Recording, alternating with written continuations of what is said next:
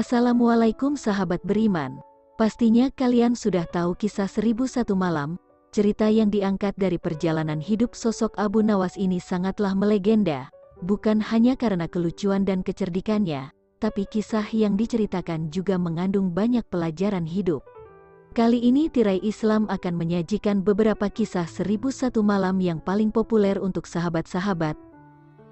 Dikutip dari berbagai sumber, berikut ini kumpulan cerita Abu Nawas yang melegenda. Langsung saja ke kisah yang pertama, uang kerincingan. Pada suatu ketika Abu Nawas melakukan perjalanan yang panjang. Pada hari itu perutnya belum terisi makanan sedikit pun sehingga tak heran kalau dia merasakan keroncongan dengan amat sangat. Namun dia memeriksa kantong uangnya, dia hanya menemukan beberapa keping uang. Sementara perjalanannya masih jauh, bila uang itu digunakan untuk membeli sesuatu, nanti ongkos perjalanannya tidak akan terbayar. Walaupun tubuhnya lemas karena belum makan seharian, Abu Nawas tetap melangkahkan kakinya meskipun langkahnya gontai. Pada saat melihat kedai yang ramai pembeli, Abu Nawas tak kuasa untuk tidak memasukinya. Dari bilik dapur terlihat mengepul asap makanan yang sangat lezat. Abu Nawas langsung menghirup aroma masakan itu dengan kuat-kuat. Dari aromanya, Abu Nawas sudah membayangkan sajian yang lezat untuk dirinya. Hal itu diulanginya berkali-kali hingga Abu Nawas puas. Setelah Abu Nawas sudah merasa cukup puas dengan aroma masakan yang dihirupnya, dia pun pergi meninggalkan kedai tadi. Dengan senyuman yang tipis, dia keluar dari kedai tersebut. Tapi, belum jauh dia melangkahkan kakinya meninggalkan kedai itu, tiba-tiba terdengar teriakan dari si pemilik kedai. "Hei, mau kemana? Bayar dulu," ucap si pemilik kedai. Mendengar ucapan itu, Abu Nawas menghentikan langkahnya. Dengan tenang sekali dia menghadapi si pemilik kedai. Meskipun dia cukup keheranan kenapa pemilik kedai menghentikan langkahnya padahal dia tidak makan atau minum barang sedikit pun di kedai itu. "Enak saja main nyelonong pergi, bayar dulu baru boleh pergi," kata pemilik kedai saat mereka berhadapan. Kemudian Abu Nawas menganggukkan kepala tanda setuju dengan kata-kata pemilik kedai. Dengan santainya Abu Nawas merogoh kantong uangnya. Selang beberapa lama, tapi uangnya tidak segera diberikan kepada pemilik kedai. Malah Abu Nawas bermain-main dengan uang recehnya dengan cara mengocok kantong uangnya. Lama-kelamaan suara uang receh itu terdengar kerincing-kerincing. "Ayo, mana uangnya? Buruan bayar," teriak pemilik kedai. "Baik, ini bayarnya," kata Abu Nawas sambil mengocok kembali uang recehnya sehingga timbul suara kerincing-kerincing lagi. "Loh, mana uangnya? Dari tadi cuma mendengar suaranya saja," kata pemilik kedai yang semakin geram. Kemudian Abu Nawas menjawab, "Itu tadi bayarnya. Aku bayar pakai suaranya saja karena di kedaimu aku hanya dapat baunya saja." Mendengar jawaban itu, si pemilik kedai hanya bisa tersenyum dengan malunya. Lanjut kisah berikutnya, hadiah bagi tebakan jitu. Baginda Raja Harun al-Rasyid kelihatan murung. Semua menterinya tidak ada yang sanggup menemukan jawaban dari dua pertanyaan Baginda. Bahkan para penasihat kerajaan pun merasa tidak mampu memberi penjelasan yang memuaskan Baginda. Padahal Baginda sendiri ingin mengetahui jawaban yang sebenarnya. Mungkin karena amat penasaran, para penasihat Baginda menyarankan agar Abu Nawas saja yang memecahkan dua teka-teki yang membingungkan itu. Tidak begitu lama Abu Nawas dihadapkan. Baginda mengatakan bahwa akhir-akhir ini ia sulit tidur karena diganggu oleh keingintahuan menyingkap dua rahasia alam. "Tuanku yang mulia, sebenarnya rahasia alam yang manakah yang Paduka maksudkan?" tanya Abu Nawas ingin tahu. "Aku memanggilmu untuk menemukan jawaban dari dua teka-teki yang selama ini menggoda pikiranku," kata Baginda.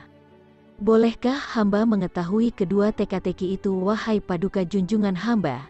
Yang pertama, di manakah sebenarnya batas jagat raya ciptaan Tuhan kita?" tanya Baginda. "Di dalam pikiran, wahai Paduka yang mulia," jawab Abu Nawas tanpa sedikit pun perasaan ragu. "Tuanku yang mulia," lanjut Abu Nawas, "ketidakterbatasan itu ada karena adanya keterbatasan, dan keterbatasan itu ditanamkan oleh Tuhan di dalam otak manusia. Dari itu manusia tidak akan pernah tahu di mana batas jagat raya ini. Sesuatu yang terbatas tentu tak akan mampu mengukur sesuatu yang tidak terbatas." Baginda mulai tersenyum karena merasa puas mendengar penjelasan Abu Nawas yang masuk akal. Kemudian Baginda melanjutkan teka-teki yang kedua. "Wahai Abu Nawas, manakah yang lebih banyak jumlahnya, bintang-bintang di langit ataukah ikan-ikan di laut?" "Ikan-ikan di laut," jawab Abu Nawas dengan tangkas. "Bagaimana kau bisa langsung memutuskan begitu? Apakah engkau pernah menghitung jumlah mereka?" tanya Baginda heran. "Paduka yang mulia, bukankah kita semua tahu bahwa ikan-ikan itu setiap hari ditangkapi dalam jumlah besar? Namun begitu jumlah mereka tetap banyak seolah-olah tidak pernah berkurang karena saking banyaknya. Sementara bintang-bintang itu tidak pernah rontok, jumlah mereka juga banyak," jawab Abu Nawas meyakinkan.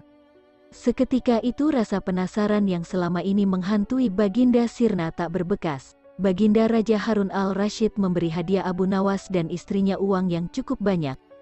Tidak seperti biasa, hari itu Baginda tiba-tiba ingin menyamar menjadi rakyat biasa. Beliau ingin menyaksikan kehidupan di luar istana tanpa sepengetahuan siapapun agar lebih leluasa bergerak. Baginda mulai keluar istana dengan pakaian yang amat sederhana layaknya seperti rakyat jelata. Di sebuah perkampungan beliau melihat beberapa orang berkumpul. Setelah Baginda mendekat, ternyata seorang ulama sedang menyampaikan kuliah tentang alam barzah. Tiba-tiba ada seorang yang datang dan bergabung di situ. Ia bertanya kepada ulama itu, "Kami menyaksikan orang kafir pada suatu waktu dan mengintip kuburnya. Tetapi kami tiada mendengar mereka berteriak dan tidak pula melihat penyiksaan-penyiksaan yang katanya sedang dialaminya. Maka bagaimana cara membenarkan sesuatu yang tidak sesuai dengan yang dilihat mata?"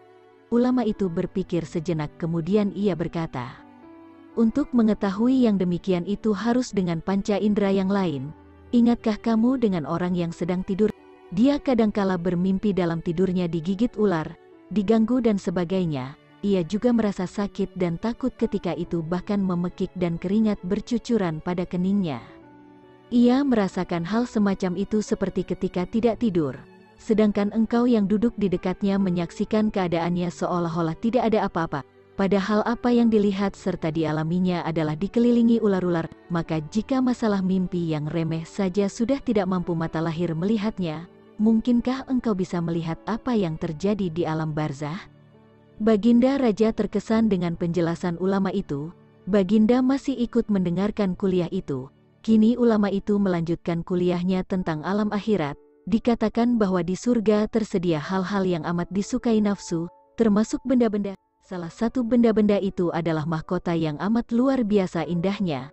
Tak ada yang lebih indah dari barang-barang di surga karena barang-barang itu tercipta dari cahaya. Saking indahnya maka satu mahkota jauh lebih bagus dari dunia dan isinya. Baginda makin terkesan, beliau pulang kembali ke istana. Baginda sudah tidak sabar ingin menguji kemampuan Abu Nawas. Abu Nawas pun lalu dipanggil ke istana. Setelah menghadap Baginda, ia pun langsung mendapatkan tugas yang di luar nalar oleh Baginda Raja. "Aku menginginkan engkau sekarang juga berangkat ke surga, kemudian bawakan aku sebuah mahkota surga yang katanya tercipta dari cahaya itu. Apakah engkau sanggup Abu Nawas?" "Sanggup Paduka yang mulia," kata Abu Nawas langsung menyanggupi tugas yang mustahil dilaksanakan itu. Tetapi Baginda harus menyanggupi pula satu syarat yang akan hamba ajukan. "Sebutkan syarat itu," kata Baginda Raja. "Hamba mohon Baginda menyediakan pintunya agar hamba bisa memasukinya." "Pintu apa?" tanya Baginda belum mengerti. "Pintu alam akhirat," jawab Abu Nawas. "Apa itu?" tanya Baginda ingin tahu. "Kiamat, wahai Paduka yang mulia. Masing-masing alam mempunyai pintu. Pintu alam dunia adalah liang peranakan ibu, pintu alam barzah adalah kematian, dan pintu alam akhirat adalah kiamat. Surga berada di alam akhirat. Bila Baginda masih tetap menghendaki hamba mengambilkan sebuah mahkota di surga, maka dunia harus kiamat terlebih dahulu." Mendengar penjelasan Abu Nawas itu Baginda Raja pun langsung terdiam. Kisah selanjutnya, Abu Nawas pengawal raja. Alkisah, Abu Nawas bertugas menjadi pengawal raja. Kemanapun raja pergi Abu Nawas selalu ada di dekatnya. Raja membuat undang-undang kebersihan lingkungan, yang pada salah satu pasalnya berbunyi, dilarang berak di sungai kecuali raja atau seijin raja. Pelanggaran atas pasal ini adalah hukuman mati. Suatu hari raja mengajak Abu Nawas berburu ke hutan. Dilalah raja kebelet berak, karena di hutan maka raja berak di sungai yang airnya mengalir ke arah utara. Raja berak di suatu tempat. Abu Nawas ikut berak juga di sebelah selatan dari raja. Begitu raja melihat ada kotoran lain selain kotorannya, raja marah, dan diketahui yang berak adalah Abu Nawas. Alhasil Abu Nawas pun dibawa ke pengadilan, lalu Abu Nawas divonis hukuman mati. Namun, sebelum hukuman dilaksanakan, Abu Nawas diberi kesempatan untuk membela diri. Kata Abu Nawas, "Raja yang mulia, aku rela dihukum mati, tapi aku akan sampaikan alasanku kenapa aku ikut berak bersama raja saat itu. Itu adalah bukti kesetiaanku pada paduka raja. Karena sampai kotoran raja pun harus aku kawal dengan kotoranku. Itulah pembelaanku dan alasanku raja, hukumlah aku." Dengan alasan konyol yang cerdik itu, Abu Nawas yang seharusnya divonis hukuman mati, diampuni dan malah diberi hadiah rumah dan perahu kecil untuk tempat kotorannya mengawal kotoran raja. Kisah berikutnya, Ibu Sejati. Kisah ini mirip dengan kejadian pada masa Nabi Sulaiman ketika masih muda. Entah sudah berapa hari, kasus seorang bayi yang diakui oleh dua orang ibu yang sama-sama ingin memiliki anak, tak menemukan solusinya. Hakim rupanya mengalami kesulitan memutuskan dan menentukan perempuan yang mana sebenarnya yang menjadi ibu bayi itu. Karena kasus berlarut-larut, maka terpaksa hakim menghadap Baginda Raja untuk minta bantuan. Baginda pun turun tangan. Baginda memakai taktik rayuan. Baginda berpendapat mungkin dengan cara-cara yang amat halus. Salah satu wanita itu ada yang mau mengalah. Tetapi kebijaksanaan Baginda Raja Harun al-Rashid justru membuat kedua perempuan makin mati-matian saling mengaku bahwa bayi itu adalah anaknya. Baginda pun juga berputus asa. Mengingat tak ada cara-cara lain lagi yang bisa diterapkan, Baginda langsung memanggil Abu Nawas. Lalu, Abu Nawas hadir menggantikan hakim. Abu Nawas tidak mau menjatuhkan putusan pada hari itu melainkan menunda sampai hari berikutnya. Semua yang hadir yakin Abu Nawas pasti sedang mencari akal seperti yang biasa dilakukan. Padahal penundaan itu hanya disebabkan Algojo tidak ada di tempat. Keesokan hari sidang pengadilan diteruskan lagi. Abu Nawas memanggil Algojo dengan pedang di tangan. Abu Nawas memerintahkan agar bayi itu diletakkan di atas meja. "Apa yang akan kau perbuat terhadap bayi itu?" kata kedua perempuan itu saling memandang. Kemudian Abu Nawas melanjutkan dialog. "Sebelum saya mengambil tindakan, apakah salah satu dari kalian bersedia mengalah dan menyerahkan bayi itu kepada yang memang berhak memilikinya?" "Tidak, bayi itu adalah anakku," kata kedua perempuan itu serentak. "Baiklah, kalau kalian memang sungguh-sungguh saling menginginkan bayi itu dan tidak ada yang mau mengalah, maka saya terpaksa membelah bayi itu menjadi dua sama rata," kata Abu Nawas mengancam. Perempuan pertama girang bukan kepalang. Sedangkan perempuan kedua menjerit-jerit histeris. "Jangan, tolong jangan dibelah bayi itu. Biarlah aku rela bayi itu seutuhnya diserahkan kepada perempuan itu," kata perempuan kedua. Abu Nawas tersenyum lega. Sekarang topeng mereka sudah terbuka. Abu Nawas segera mengambil bayi itu dan langsung menyerahkan kepada perempuan kedua. Abu Nawas minta agar perempuan pertama dihukum sesuai dengan perbuatannya. Karena tak ada ibu yang tega menyaksikan anaknya disembelih, apalagi di depan mata. Baginda Raja merasa puas terhadap keputusan Abu Nawas, dan sebagai rasa terima kasih, Baginda menawari Abu Nawas menjadi penasehat hakim kerajaan. Tetapi Abu Nawas menolak, ia lebih senang menjadi rakyat biasa. Lanjut kisah selanjutnya, pekerjaan yang mustahil. Baginda baru saja membaca kitab tentang kehebatan Raja Sulaiman yang mampu memerintahkan para jin memindahkan singgasana Ratu Bilqis di dekat istananya. Baginda tiba-tiba merasa tertarik, hatinya mulai tergelitik untuk melakukan hal yang sama. Mendadak beliau ingin istananya dipindahkan ke atas gunung agar bisa lebih leluasa menikmati pemandangan di sekitar. Dan bukankah hal itu tidak mustahil bisa dilakukan karena ada Abu Nawas yang amat cerdik di negerinya.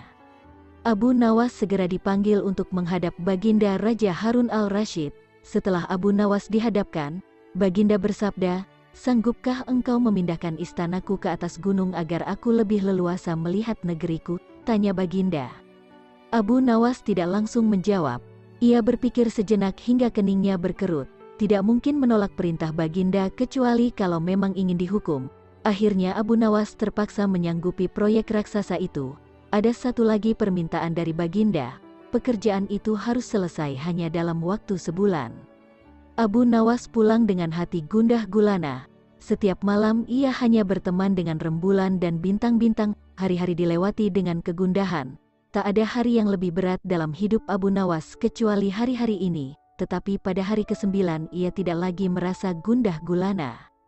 Keesokan harinya Abu Nawas menuju istana. Ia menghadap Baginda untuk membahas pemindahan istana. Dengan senang hati Baginda akan mendengarkan apa yang diinginkan Abu Nawas. "Ampun tuanku, hamba datang ke sini hanya untuk mengajukan usul untuk memperlancar pekerjaan hamba nanti," kata Abu Nawas. "Apa usul itu?" "Hamba akan memindahkan istana Paduka yang mulia tepat pada hari raya Idul Kurban yang kebetulan hanya kurang 20 hari lagi. Kalau hanya itu usulmu, baiklah," kata Baginda. "Satu lagi Baginda," Abu Nawas menambahkan. "Apalagi?" tanya Baginda. "Hamba mohon Baginda menyembelih 10 ekor sapi yang gemuk untuk dibagikan langsung kepada para fakir miskin," kata Abu Nawas. "Usulmu kuterima," kata Baginda menyetujui. Lalu Abu Nawas pulang dengan perasaan riang gembira. Kini tidak ada lagi yang perlu dikhawatirkan, toh nanti bila waktunya sudah tiba, ia pasti akan dengan mudah memindahkan istana Baginda Raja. Jangankan hanya memindahkan ke puncak gunung, ke dasar samudera pun Abu Nawas sanggup. Desas-desus mulai tersebar ke seluruh pelosok negeri. Hampir semua orang harap-harap cemas. Tetapi sebagian besar rakyat merasa yakin atas kemampuan Abu Nawas, karena selama ini Abu Nawas belum pernah gagal melaksanakan tugas-tugas aneh yang dibebankan di atas pundaknya. Namun ada beberapa orang yang meragukan keberhasilan Abu Nawas kali ini. Akhirnya saat-saat yang dinantikan pun tiba. Rakyat berbondong-bondong menuju lapangan untuk melakukan salat hari raya Idul Kurban. Dan seusai salat, 10 sapi sumbangan Baginda Raja disembelih lalu dimasak kemudian segera dibagikan kepada fakir miskin. Kini giliran Abu Nawas yang harus melaksanakan tugas berat itu. Abu Nawas berjalan menuju istana diikuti oleh rakyat. Sesampainya di depan istana Abu Nawas bertanya kepada Baginda Raja, "Ampun tuanku yang mulia, apakah istana sudah tidak ada orangnya lagi?" "Tidak ada," jawab Baginda Raja singkat. Kemudian Abu Nawas berjalan beberapa langkah mendekati istana. Ia berdiri sambil memandangi istana.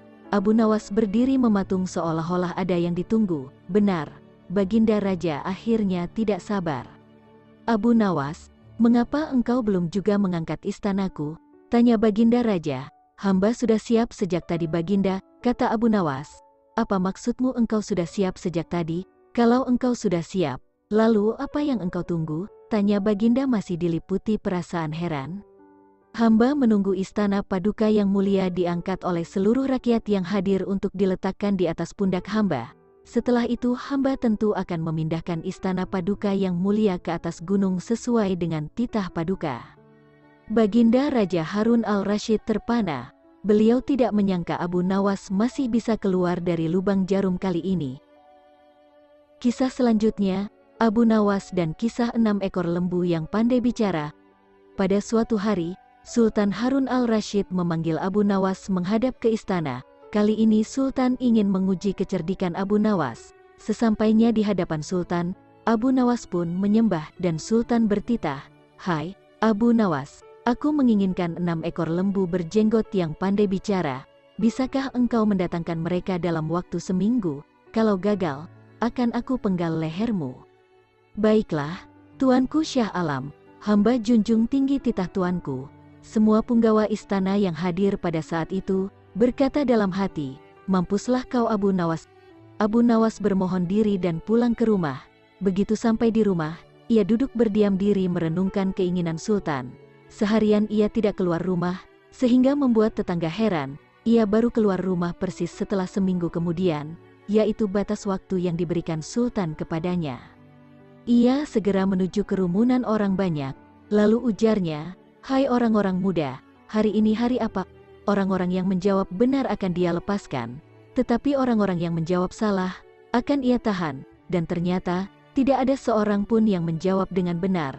Tak ayal, Abu Nawas pun marah-marah kepada mereka, "Begitu saja kok enggak bisa menjawab? Kalau begitu, mari kita menghadap Sultan Harun al-Rasyid, untuk mencari tahu kebenaran yang sesungguhnya."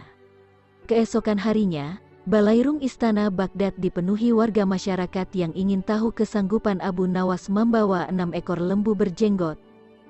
Sampai di depan Sultan Harun al-Rashid, ia pun menghaturkan sembah dan duduk dengan khidmat. Lalu, Sultan berkata, "Hai Abu Nawas, mana lembu berjenggot yang pandai bicara itu?" Tanpa banyak bicara, Abu Nawas pun menunjuk ke 6 orang yang dibawanya itu. "Inilah mereka, Tuanku Syah Alam." "Hai Abu Nawas, apa yang kau tunjukkan kepadaku itu?" "Ya, Tuanku Syah Alam, tanyalah pada mereka hari apa sekarang," jawab Abu Nawas. Ketika Sultan bertanya, ternyata orang-orang itu memberikan jawaban berbeda-beda, maka berujarlah Abu Nawas, "Jika mereka manusia, tentunya tahu hari ini hari apa. Apalagi jika tuanku menanyakan hari yang lain, akan tambah pusinglah mereka. Manusia atau hewankah mereka ini? Inilah lembu berjenggot yang pandai bicara itu, tuanku." Sultan heran melihat Abu Nawas pandai melepaskan diri dari ancaman hukuman. Maka Sultan pun memberikan hadiah 5.000 dinar kepada Abu Nawas. Lanjut kisah berikutnya, Abu Nawas dan pengemis yang kedinginan dalam kolam. Ada seorang saudagar di Baghdad yang mempunyai sebuah kolam yang airnya terkenal sangat dingin. Konon tidak seorang pun yang tahan berendam di dalamnya berlama-lama, apalagi hingga separuh malam. "Siapa yang berani berendam semalam di kolamku, aku beri hadiah 10 ringgit, kata saudagar itu. Ajakan tersebut mengundang banyak orang untuk mencobanya. Namun tidak ada yang tahan semalam, paling lama hanya mampu sampai sepertiga malam. Pada suatu hari datang seorang pengemis kepadanya.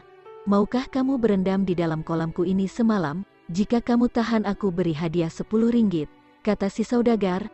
"Baiklah, akan kucoba," jawab si pengemis. Kemudian dicelupkannya kedua tangan dan kakinya ke dalam kolam. Memang air kolam itu dingin sekali. "Boleh juga," katanya kemudian. "Kalau begitu nanti malam kamu bisa berendam di situ," kata si saudagar. Menanti datangnya malam, si pengemis pulang dulu ingin memberitahu anak istrinya mengenai rencana berendam di kolam itu. "Istriku," kata si pengemis sesampainya di rumah, "bagaimana pendapatmu bila aku berendam semalam di kolam saudagar itu untuk mendapat uang 10 ringgit? Kalau kamu setuju, aku akan mencobanya." "Setuju," jawab si istri. "Moga-moga Tuhan menguatkan badanmu." Kemudian pengemis itu kembali ke rumah saudagar. "Nanti malam jam 8 kamu boleh masuk ke kolamku dan boleh keluar jam 6 pagi, kata si saudagar. "Jika tahan akan ku bayar upahmu." Setelah sampai waktunya masuklah si pengemis ke dalam kolam. Hampir tengah malam ia kedinginan sampai tidak tahan lagi dan ingin keluar. Tetapi karena mengharap uang upah 10 ringgit, ditahannya maksud itu sekuat tenaga. Ia kemudian berdoa kepada Tuhan agar airnya tidak terlalu dingin lagi. Ternyata doanya dikabulkan, ia tidak merasa kedinginan lagi. Kira-kira jam 2 pagi anaknya datang menyusul. Ia khawatir jangan-jangan bapaknya mati kedinginan. Hatinya sangat gembira ketika dilihat bapaknya masih hidup. Kemudian ia menyalakan api di tepi kolam dan menunggu sampai pagi. Siang harinya pengemis itu bangkit dari kolam dan buru-buru menemui si saudagar untuk minta upahnya. Namun saudagar itu menolak membayar. "Aku tidak mau membayar. Karena anakmu membuat api di tepi kolam, kamu pasti tidak kedinginan." Namun si pengemis tidak mau kalah. "Panas api itu tidak sampai ke badan saya. Selain apinya jauh, saya kan berendam di air. Masak api bisa masuk ke dalam air. Aku tetap tidak mau membayar upahmu," kata saudagar itu ngotot. "Sekarang terserah kamu, mau melapor atau berkelahi denganku. Aku tunggu." Dengan perasaan gondok pengemis itu pulang ke rumah. Sudah kedinginan setengah mati, tidak dapat uang lagi, pikirnya. Ia kemudian mengadukan penipuan itu kepada seorang hakim. Boro-boro pengaduannya didengar, hakim itu malahan membenarkan sikap sang saudagar. Lantas ia berusaha menemui orang-orang besar lainnya untuk diajak bicara. Namun ia tetap disalahkan juga. "Kemana lagi aku akan mengadukan nasibku ini?"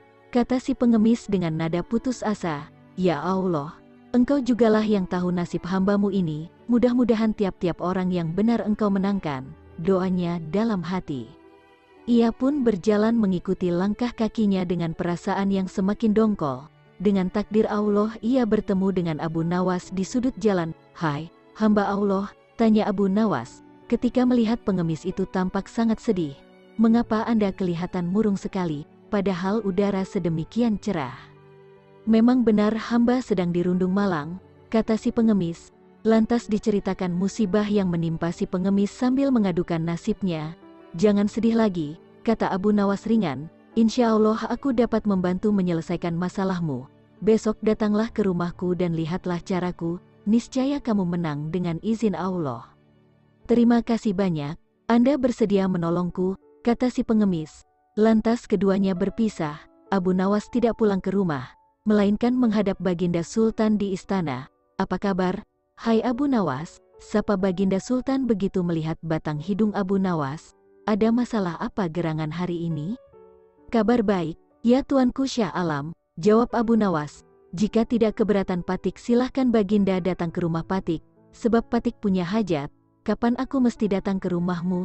Tanya Baginda Sultan. Hari Senin jam 7 pagi, Tuanku, jawab Abu Nawas. Baiklah, kata Sultan, aku pasti datang ke rumahmu. Begitu keluar dari istana, Abu Nawas langsung ke rumah saudagar yang punya kolam, kemudian ke rumah Tuan Hakim dan pembesar-pembesar lainnya yang pernah dihubungi oleh si pengemis. Kepada mereka Abu Nawas menyampaikan undangan untuk datang ke rumahnya Senin depan.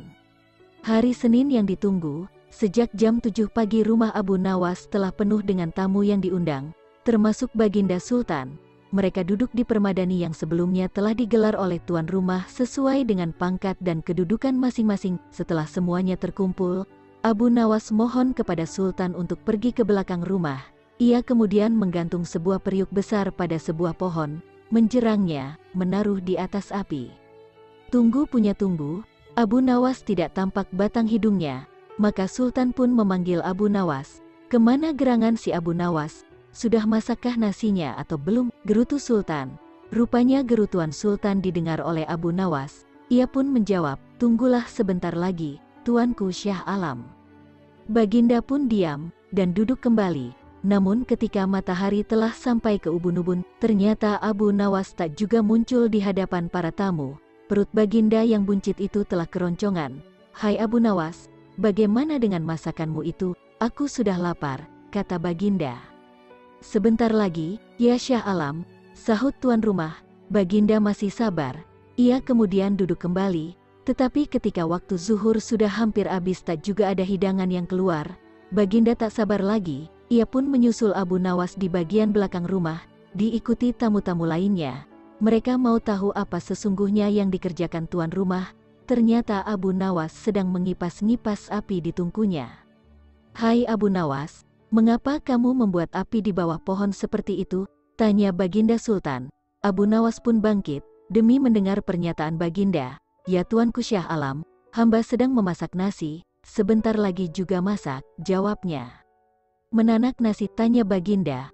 Mana periuknya? Ada, Tuanku, jawab Abu Nawas sambil mengangkat mukanya ke atas. Ada, tanya Baginda keheranan. Mana? Ia mendongakkan mukanya ke atas mengikuti gerak Abu Nawas. Tampak di atas sana sebuah periuk besar bergantung jauh dari tanah. Hai Abu Nawas, sudah gilakah kamu? Tanya Sultan. Memasak nasi bukan begitu caranya. Periuk di atas pohon, apinya di bawah. Kamu tunggu 10 hari pun beras itu tidak bakalan jadi nasi. Begini Baginda, Abu Nawas berusaha menjelaskan perbuatannya. Ada seorang pengemis berjanji dengan seorang saudagar.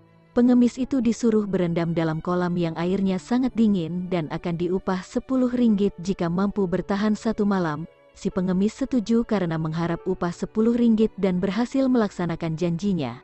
Tapi si saudagar tidak mau membayar, dengan alasan anak si pengemis membuat api di pinggir kolam. Lalu semuanya diceritakan kepada Sultan lengkap dengan sikap Tuan Hakim dan para pembesar yang membenarkan sikap si saudagar.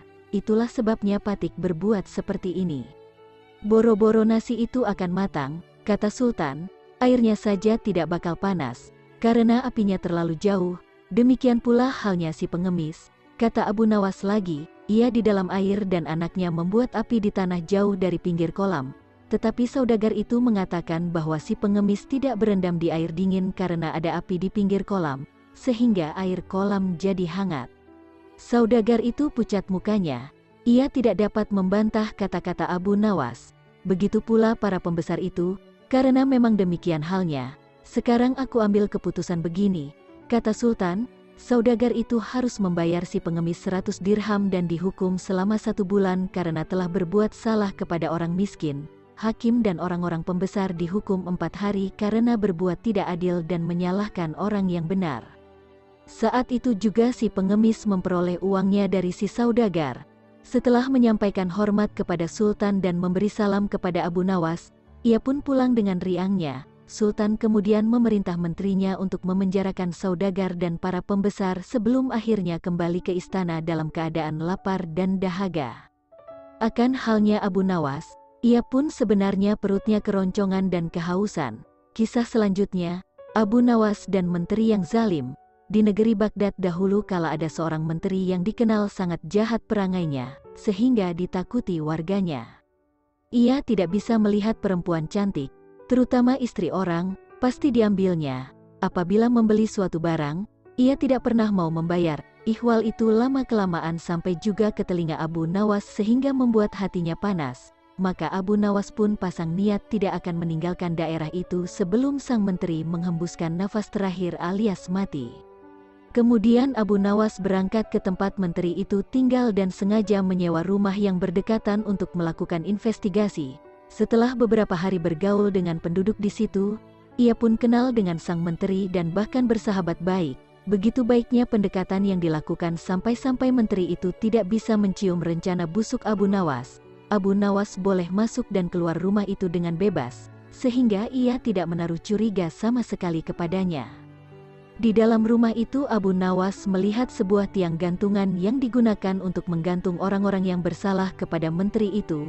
Cara menggantungnya pun dengan cara yang sadis, yaitu kaki di atas dan kepala di bawah. Dalam posisi demikian, orang itu dipukuli sampai mati.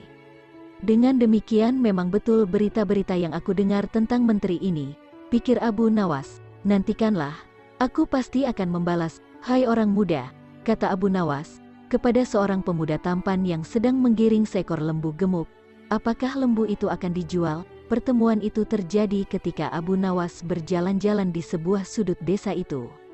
Lembu ini tidak dijual, jawab si pemuda, karena ini warisan bapak hamba, lebih baik lembu itu dijual saja. Abu Nawas mencoba merayu, kalau laku dengan harga tinggi, kamu bisa berdagang sehingga uang itu menjadi banyak. Betul juga kata tuan, jawab si pemuda setelah berpikir sejenak. Namun untuk menjualnya hamba harus berkonsultasi dengan ibu di rumah. Kalau ibu setuju boleh tuan membelinya. Itu akan lebih baik, ujar Abu Nawas. Sementara anak muda itu pulang, Abu Nawas memeras otak. Ia akan berusaha memanfaatkan ketampanan wajah anak muda itu untuk melaksanakan rencananya. Hai menteriku, tunggulah bagianmu kelak, kata Abu Nawas dalam hati dengan perasaan geram. Ibu setuju menjual lembu ini, kata pemuda itu kepada Abu Nawas. Setelah keduanya bertemu lagi, bagus, kata Abu Nawas, tetapi sebenarnya bukan aku yang akan membeli lembumu, melainkan menteri yang zalim itu. Oleh karena itu berikan harga yang pasti, sesudah itu kita membuat perjanjian dan kamu yang akan melaksanakannya. Apakah kamu setuju? Tanya Abu Nawas. Iya, aku setuju, jawab si pemuda. Giringlah lembumu itu ke kebun, dan tunggulah aku di sana, kata Abu Nawas. Aku akan ke rumah menteri itu dan setelah itu aku menemuimu. Hai menteri, ada seorang pemuda yang akan menjual seekor lembu gemuk, kata Abu Nawas. Jika Anda tertarik, silahkan Anda beli dengan harga yang pantas, tidak mahal, mari kita ke kebun itu. Berapa harganya? Tanya si menteri begitu sampai di kebun. Ia sangat tertarik dan ingin segera membelinya. 50 dinar, jawab si pemuda. Boleh ditawar? Tanya si menteri. Tidak bisa, karena lembu ini warisan bapak hamba, jawab si pemuda. Baik, pasti ku bayar harga itu, ujar si menteri. Maka disodorkan ujung tali pengikat lembu kepada menteri. Namun ketika ditarik ternyata kosong, rupanya diam-diam Abu Nawas telah melepas binatang itu. Namun karena harga telah disepakati, pemuda itu meminta bayarannya. Mana lembunya? Tanya si menteri. Masa hanya talinya? Aku tidak sudi membayar. Keduanya pun berbantah-bantahan dengan sengitnya. Aku minta bayarannya, kata si pemuda. Kalau tidak mau bayar, kembalikan lembuku. Apa yang mesti ku bayar, dan apa yang harus ku kembalikan? Kilas si menteri. Cuma tali yang kau berikan kepadaku. Nih, ambillah. Aku tidak butuh tali, kerjamu memang cuma menipu dan menganiaya orang, kata si pemuda lagi. Kamu memang zalim, mau makan darah orang kecil. Si menteri tidak menggubris lagi perkataan itu, ia berjalan pulang ke rumahnya. Sementara si anak muda hatinya sangat sedih, lembu hilang, uang melayang, barangkali memang itulah nasibku. Apa boleh buat, keluhnya. Sudahkah kamu menerima pembayaran harga lembumu? Tanya Abu Nawas kepada anak muda pada malam harinya. Hamba diperdaya menteri itu, jawab si pemuda dengan wajah nelangsa, lembu hilang, uang pun melayang. Coba ceritakan, kata Abu Nawas. Aku kira jual beli berjalan lancar sehingga aku cepat-cepat pergi karena ada urusan lain. Maka diceritakanlah kejadian itu dengan nada mendongkol. Sialan menteri itu, ujar si pemuda. Oh begitu, kata Abu Nawas. Jangan sedih, insya Allah aku akan membantu.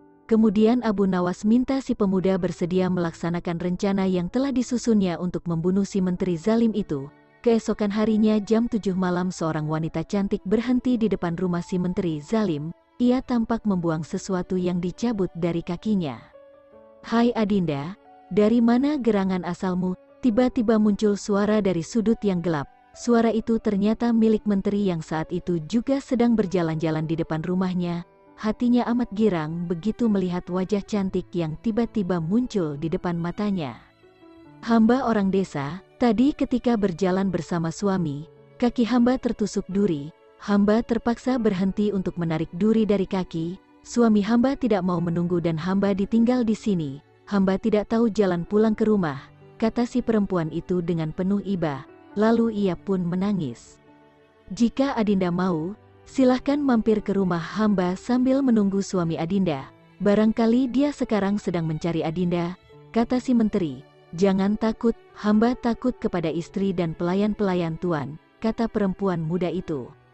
Kalau begitu, silahkan Adinda duduk di sini. Kanda akan menyuruh istri pergi ke rumah ibunya bersama pelayan-pelayan itu, kata si menteri. Maka sang menteri pun tergopoh-gopoh masuk ke rumahnya.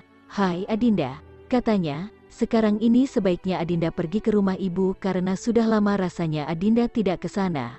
Jika demikian kehendak Kakanda, baiklah hamba ke sana, jawab istri si menteri. Hai Adinda, kata si menteri kepada perempuan muda itu setelah rumah kosong, silahkan masuk ke rumah hamba, karena istri dan semua pelayan telah pergi. Baiklah, katanya sambil mengikuti langkah si menteri. Di dalam rumah dilihatnya tali gantungan seperti yang diceritakan Abu Nawas. Menteri itu mendorong si perempuan muda ke kamar dan mengajak tidur. Namun ia mencoba menolak sambil merajuk. Sebelum kita tidur, cobalah Kakanda bergantung sebentar pada tali itu.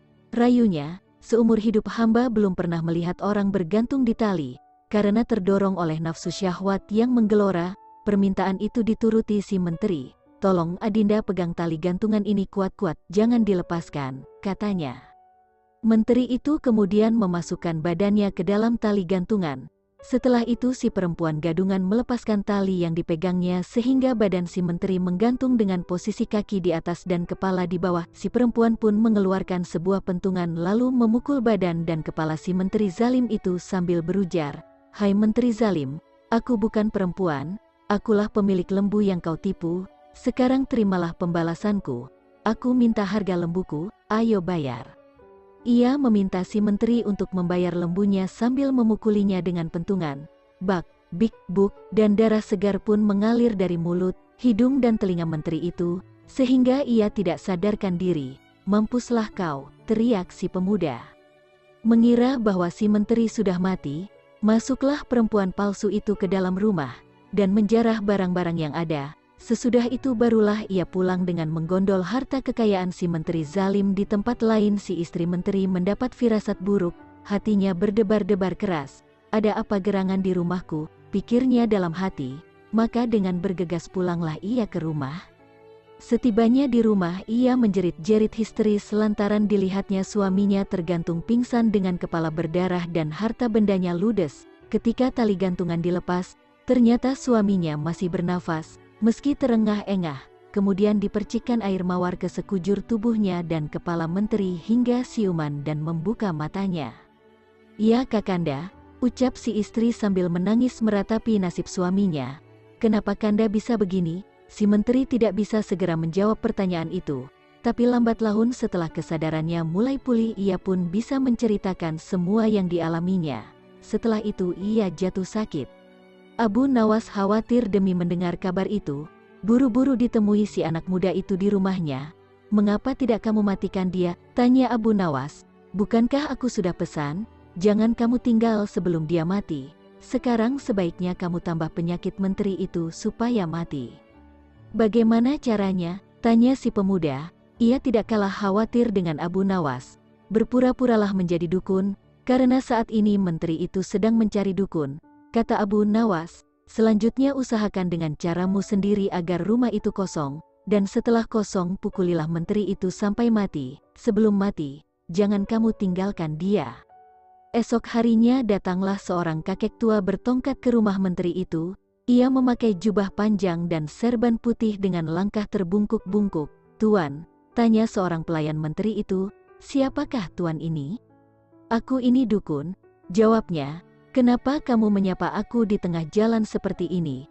Tidak sopan berbuat seperti itu kepada orang tua." "Maaf," kata si pelayan, "hamba pelayan menteri. Beliau saat ini sedang sakit dan perlu dukun. Jika tuan suka, silahkan masuk ke rumahnya. Ya tuan dukun, obatilah hamba ini," kata si menteri itu setelah dukun palsu itu duduk di samping pembaringannya. "Hamba sakit." Lama-kelamaan suaranya hilang. "Moga-moga hamba bisa mengobati tuan," jawab si dukun. "Tapi bisakah pelayan-pelayan itu disuruh mencari daun kayu lengkap dengan akarnya? Daun itu memang sulit dicari tetapi banyak gunanya untuk penyembuhan tuan." Menteri itu kemudian menyuruh 3 orang pelayan untuk memenuhi permintaan dukun.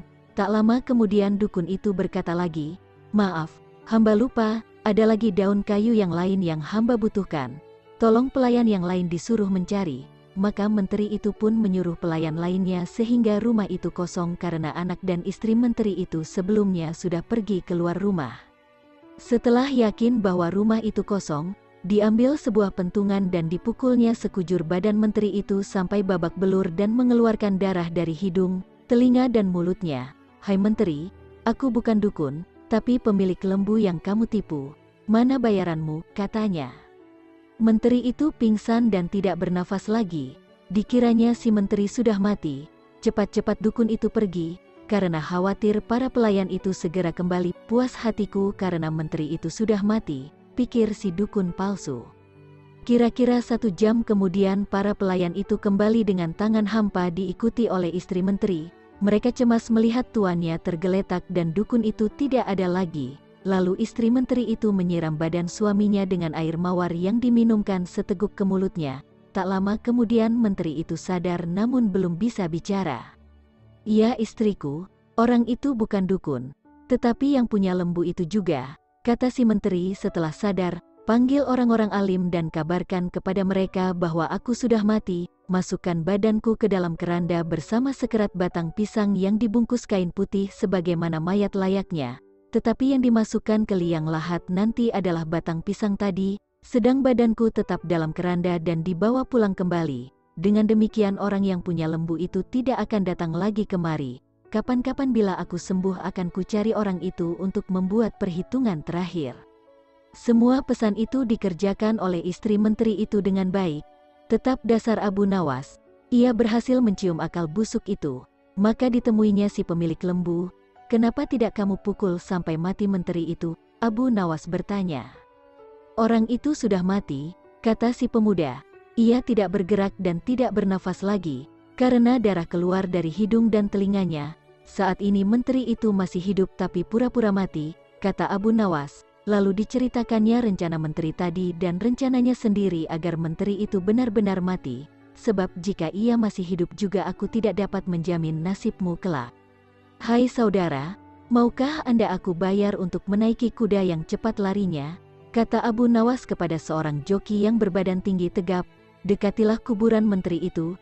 Jika jenazah sudah sampai ke liang kubur, berteriaklah keras-keras, 'Akulah pemilik lembu,' kemudian paculah kudamu sekencang-kencangnya." "Setuju, nah, ini uangnya, pergilah." Esok harinya iring-iringan jenazah menteri itu berangkat dari rumah lengkap dengan orang besar, orang alim, sanak keluarga, dan sahabat almarhum. Begitu sampai dekat liang lahat, terdengar teriakan, "Akulah pemilik lembu." Suasana di kuburan menjadi kacau, karena para pelayat kemudian berlarian ingin mengejar orang yang berteriak tadi. Namun apa lacur, orang yang dikejar sudah kabur dengan kudanya, sementara keranda ditinggal tidak terurus. Pada saat itulah si pemuda pemilik lembu yang sebenarnya muncul. Rupanya ia ikut dalam barisan pelayat. "Hai menteri, akulah pemilik lembu yang kamu tipu. Sekarang saatnya kamu harus membayar lunas utangmu. Tidak akan kubiarkan nyawamu tetap bersarang di badanmu." Lalu dipukulnya menteri itu sekuat tenaga hingga benar-benar mati. Setelah itu ia pulang ke rumah. Akan halnya joki tadi, akhirnya ia terkejar dan tertangkap dan kemudian dibawa ke kuburan menteri. Upacara pemakaman yang tadinya hanya pura-pura menjadi upacara sungguhan karena menteri yang diusung di dalam keranda itu benar-benar mati. Badannya hancur dan tidak bernafas lagi tanpa diketahui siapa pelakunya. Hal itu mengagetkan seluruh pelayat. Setelah itu orang-orang pulang ke rumah masing-masing dengan hati masyghul dan heran. Sedangkan si joki dibawa oleh anak-anak menteri ke rumahnya. "Apa sebab kamu berteriak dan mengaku sebagai orang yang punya lembu?" tanya mereka. "Aku tidak tahu sebabnya, aku hanya diupah untuk berteriak seperti itu," jawab si joki.